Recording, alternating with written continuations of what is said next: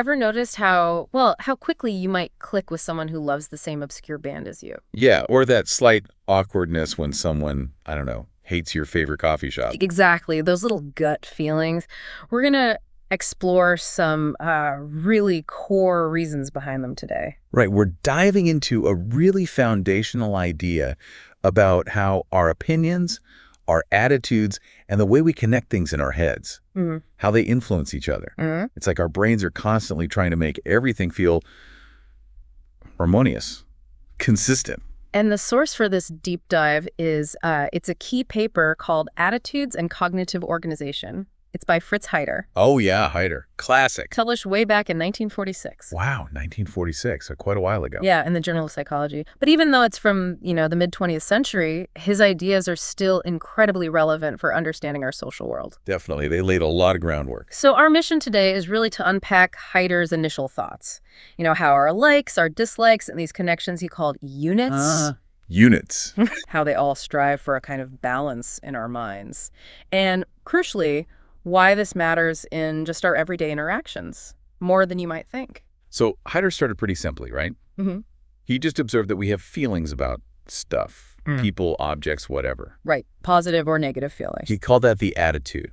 So if P, that's the person we're focusing on, likes another person, O. He used L for like. Clo. Exactly. And if P dislikes O, it was just L. The little squiggly line for not. Yep, L. And it works the same for like impersonal things too, which he called X. An idea, an event, a book. PLX or PLX. Okay, straightforward. Then he brought in the unit idea, U. Right, U for unit. And this wasn't just one thing, was it? No, U was kind of an umbrella term. It could mean similarity, being close by, one thing causing another. Like causality, okay. Yeah, or being the same group, owning something, just being familiar with it, even just being in the same situation together. So lots of different ways things can be connected or belong together. If I made this table, that's a PUX relationship between me and the table. Exactly. You and the table form a unit. Now, the really interesting part is how these two things, attitudes, LL, and units, U, interact. Okay. Heider first looked closely at causal units. So where O causes X. Right. Like someone causing an event. Precisely. Say you really dislike getting a parking ticket, X. So PLX. Definitely, PLX there. If you find out a specific person Oh! gave you that ticket, So OX, O caused X. your negative feeling towards the ticket, the PLX, might well transfer or extend to the person O.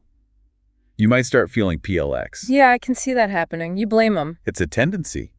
The attitude towards the effect influences the attitude towards the cause. And does it work the other way? Heider suggested it does. If you already like someone, PLO, and they do something positive, XOPLX, it's easier to see them as the cause. The similar attitudes make the causal link feel stronger. Okay, so the feelings and the cause-effect link reinforce each other. Exactly. And when those attitudes match within that unit, like you dislike the ticket, PLX, and you dislike the person who gave it, PLO, who caused it, OUX, That feels consistent. that's what Heider called a balanced configuration. It feels stable. Your mind isn't fighting itself. Okay, balance feels good, cognitively speaking, but you said U covers more than just cause and effect. Right. And that was Heider's next step. Does this drive for balance apply to all those unit relations, like similarity, proximity, ownership? So not just who did what, but who is like whom, or what belongs to whom. Exactly. He proposed a broader hypothesis. Basically, a balanced state exists if something has the same dynamic character in all respects. Dynamic character, meaning? Like it's emotional saver. It's a positive or negative. So if you admire someone positive, balance implies you'd also like them. Also positive. Okay. Consistency and feeling. Yes. And also, within a unit, say, you and your friend, balance means all parts have the same dynamic character. Either you both like each other and the connection feel good, all positive. Or maybe you both dislike something you're jointly involved in. Potentially, yeah. Or if the entities have different dynamic characters, like you like something, but you're forced into a unit with someone you dislike that's unbalanced. And that imbalance isn't comfortable? No. Yeah. Heider argued it creates psychological forces pushing towards balance. How? What happens? Well, you might change your attitude. Maybe you start liking the person you initially disliked, or you find reasons to dislike the thing you previously liked to make it fit. Reevaluating things. Or you might try to change the unit relationship. You distance yourself, you quit the group, you sell the object, you break the connection somehow. Through actions or just like mentally reorganizing? Both. Cognitive reorganization counts. Just deciding we're not really that similar after all. And if you can't change the attitude or the unit, if you're stuck? Then the imbalance persists, and it creates tension. That feeling of unease, of things just not being quite right. Okay, let's make this concrete. Think about just me, Pierre, and some object or idea, X. How does balance work there? Well, Heider points out we usually see ourselves positively. Let's assume P generally likes P. Okay, a bit narcissistic, but generally true, probably. Self-esteem. Yeah, right. So if P is positive, balance occurs when the other parts of the configuration match that positivity. Meaning? Meaning you like the things you're connected to. Yeah. PLX, you like a thing. And POX, you're connected to it, maybe you made it or own it. That's balance because P is positive, L is positive, and U connects them. Ah, the IKEA effect. Yeah. You like the furniture more because you built it. P is positive. The building U connects you to the wonky bookcase, X, so you develop L towards X. Exactly. Or wanting to own things you already like. You see something cool, PLX, so you want to create that unit relation, POX, by buying it. And valuing what you're used to, familiarity as a unit. Yep. PU familiarities can lead to PLX, balance. The flip side is also balanced, disliking what you are separate from. PLX and PUX, not connected. That feels consistent too. Okay, that makes sense for me and, like, my stuff. What about between two people? Me and someone else? Similar principles. Heider highlights two main balance states here. First, liking someone you are united with. PLO and PUO. Right. You like your friend, and you're in a unit. Maybe you hang out a lot, share values, whatever. Positive attitude, positive connection. Balanced. Like liking your kids, PUO, who are obviously connected to you, PUO.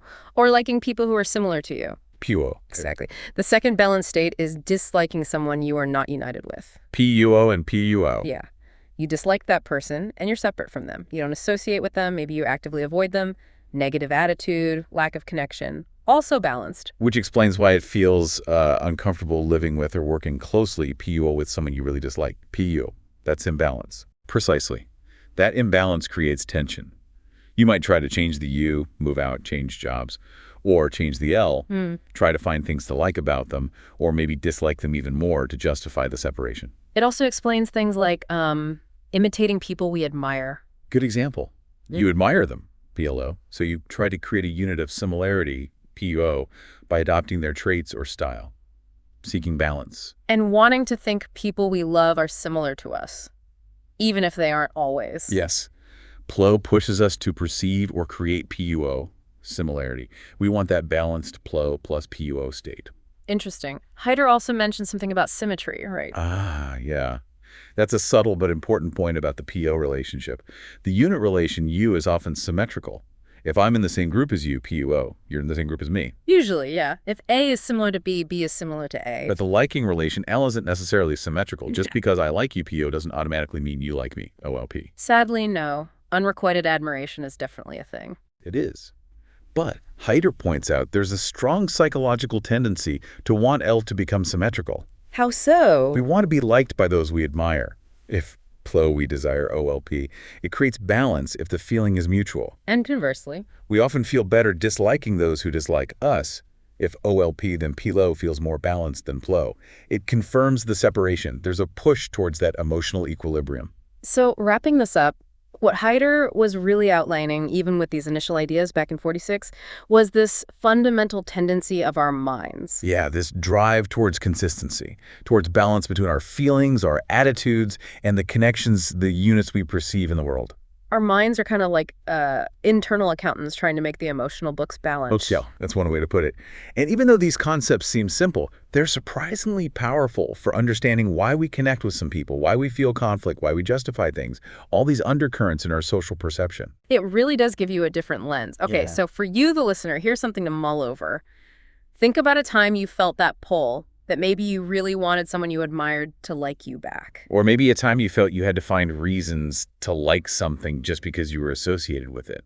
Or distance yourself from a group because their views just felt wrong. alongside your own. How might Heider's ideas about balance, about that need for consistency, shed light on that feeling, that tension or resolution? Yeah, try observing these dynamics in your friendships, your family, even how you react to news or brands. It might just click why you feel the way you do.